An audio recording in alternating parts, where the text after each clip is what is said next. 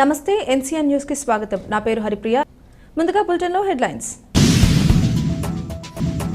రాష్ట్ర సర్వతోముఖాభివృద్ధికి కూటమి ప్రభుత్వం చిత్తశుద్ధితో పనిచేస్తుంది.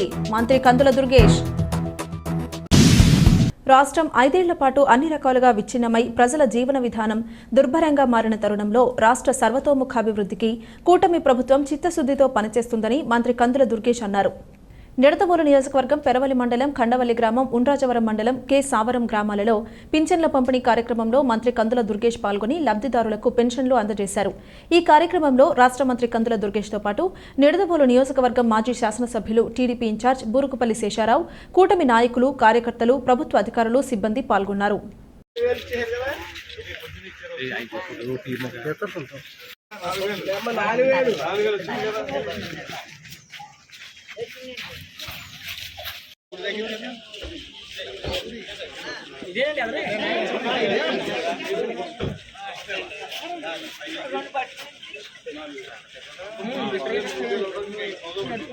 అంతేయా అంత ఎలా చేస్తారు చూసావు కదా మన మంత్రి గారు.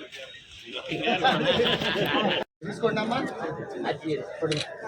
4,000 ప్రతి నెల దీన్ని ఇచ్చేస్తాయి. ఏదైనా రేపండి 1వ తారీఖు 31వ తారీఖు ఆదివారం ఇబ్బంది పెట్టకూడదు మిమ్మల్ని 35 ఇచ్చేమన్నారు ముఖ్యమంత్రి గారు, చంద్రబాబు నాయుడు గారు.